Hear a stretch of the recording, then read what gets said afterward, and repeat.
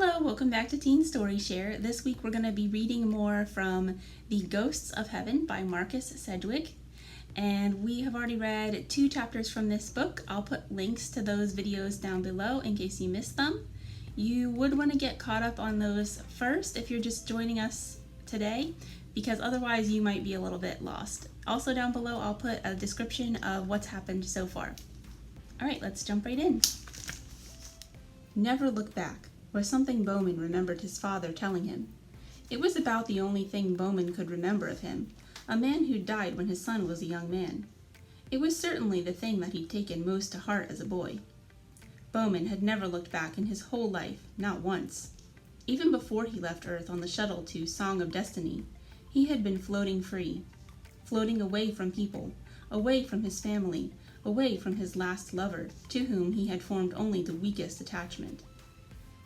He was always looking ahead, desperate to be somewhere else, though he never knew what it was that he wanted. So now, staring at a computer screen that tells him that just over 1% of the population have died, for reasons unknown, he does not for 1 minute question his choice to become a sentinel, or regret coming aboard the Song of Destiny.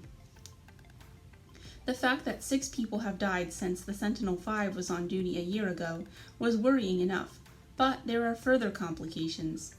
Why didn't the computer wake him earlier when the first death happened? The ship is programmed to wake the next sentinel in line for duty, in the case of any untoward emergency, anything that cannot sort itself. The fact that it allowed the deaths to continue is strange in itself. Maybe all 6 had died at once, but then comes the next problem. How did they die? He glances at the large bio clock above Terminal Base 4, the readout of his status displayed for him to see at all times. He has 11 1/4 hours in which to find the cause of the deaths, work out how to prevent any more from occurring, and reboot the automatic alert systems. He begins tapping away at the smooth black keypad. It seems so old-fashioned to interact with a computer in this way when Earth is full of gestural readers and brainwave-synced devices. But the designers of the toroid chips wanted no room for error that those devices still sometimes create. With a keypad, if you touch the glass, then you touch the glass, and the extra time and physical movement it takes to do that gives everything a much more mechanical certainty. Bowman doesn't mind, and his fingers are fast. He starts to run reports on the 6 dead pods, and that's when he starts to feel uneasy, because nothing is wrong. Since the medical history of all 510 people on the ship is recorded constantly while in their pod, any change in health whatsoever would show on the reports. He feeds the reports through a medical analyzer just to be sure he isn't missing anything, but the result is just as he'd first thought. Nothing was wrong with the people who'd died, until the moment of death, when their minuscule brain function flatlined. The obvious conclusion? There's something faulty with the pods themselves.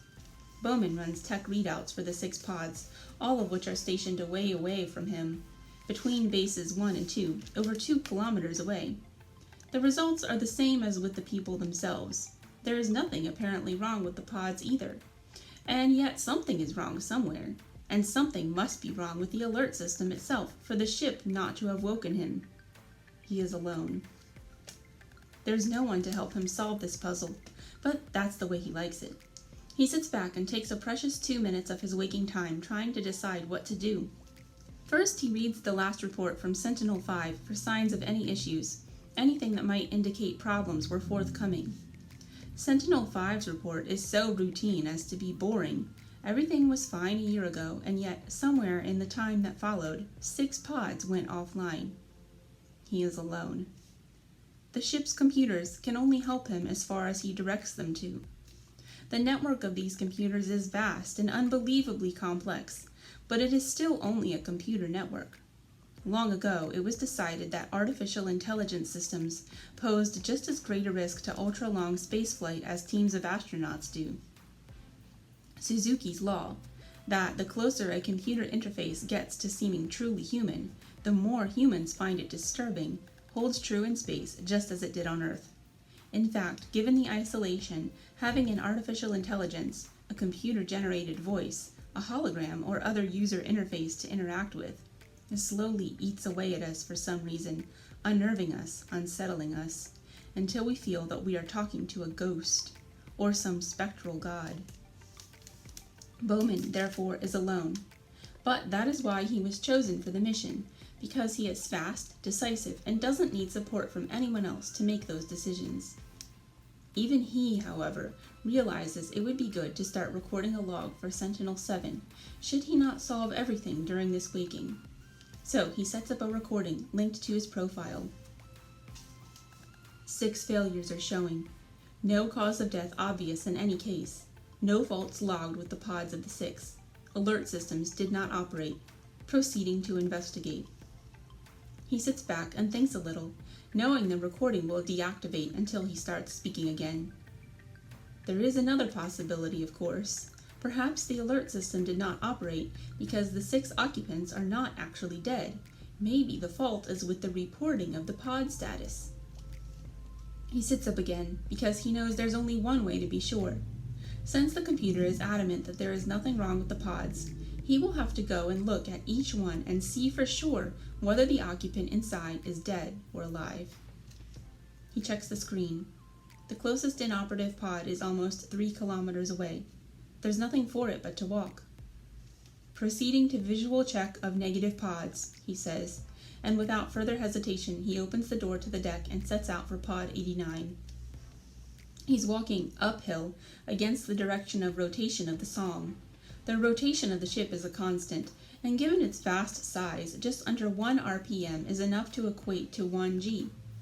The effect of walking against the motion of spin is very slight, but noticeable, and Bowman begins to think it would have been faster to walk to the second closest faulty pod, 4, even though it is actually farther away. As he reaches pod 89, he checks the time on the clock on the wrist of his suit. He has 10 hours left in which to work. Long sleep pods look different from Sentinel pods, whereas his own is a long, blue, swollen cigar set against the wall of the deck. Pod 89, like all the long sleep pods, is white and much thinner. It is featureless on the outside. Only the seal, closed now for 26 years, is just discernible. Otherwise, there's nothing to be gained by staring at the number etched in black on its white surface. It does not even bear the name of the person inside. Underneath it are 2 drawers. The first contains the few personal effects that each occupant has been allowed to bring on the mission. On his previous uneventful wakings, Bowman has often thought about what strange things lie in these 510 drawers. He knows what is in his own, of course, not much. A book of poetry and some clothes that he really likes. But what weird things have the others chosen to bring to New Earth? He suspects there are a lot of books, real paper books. Such a status symbol these days, a mark of refinement and intellect. There will be photographs of loved ones never to be seen again. Are there weirder things? Pointless things? Things of superstition? The answer to whether to allow artists to be selected was, in the end, to choose people with multiple skills. The dentist who paints. The architectural technician who writes stories. The component manufacturer who makes short films in his spare time. In some of the drawers, therefore, there may be unusual things, but of genuine treasure there will be none. No money. The entire system of work, payment, and government will have no meaning where they are going. They will start again according to laws drawn up by the Global Government Special Committee, created just for that purpose, a compact to which all 510 people on the ship have agreed in writing. Bowman's hand rests on the button to open the personal effects drawer of pod 89, but only on a whim. It will not open for him anyway, as each responds only to its occupant's bioprint. Instead, his hand slips down to the drawer underneath, again an almost featureless white surface, into which are recessed 2 buttons, upon which he places the first 2 fingertips of his right hand. The maintenance drawer beeps twice and starts to slide open slowly. As it does, Bowman realizes he is staring at the fingerprints on his right hand, to which the maintenance drawer just responded. In the bright light of Deck 1, it's easy to see the spiral patterns on the pads of his fingers, and then a question so stupid enters his head that he is shocked. Who put those there? Unhappy with himself, he turns back to the work in hand and starts to inspect the readouts. Inside the pod was a living being. Breathing had ceased and been replaced by a system of oxygenated fluid that fills the lungs. brain function was reduced to a state little more active than a coma. But it was still a person inside, and now, according to the pod, even those minute vital signs have gone, and that person is dead. Either side of him, Deck 1 runs away out of sight to become Deck 2 in the direction of spin, and Deck 5 in the other. The pods sit, apparently lifeless, one after another, after another. The only sound is his breathing as he tries to make the pod tell him what went wrong. The ship spins on through space. Then, in the corner of his eye, he sees something move away, at the horizon caused by the curve of the deck. His head jerks toward the movement, and startled, he falls back, catching his heels on the floor of the deck, banging the back of his head, just under the skull, against the lip of the open maintenance door. He feels nausea swim up into him instantly, and knows he's fainting, but as he does, he still has endless milliseconds in which to realize that he cannot have seen what he thought he saw. Because what he thought he saw, crouching over a long sleep pod, was a human figure. Alright, we will read more next week. Have a great weekend. Bye!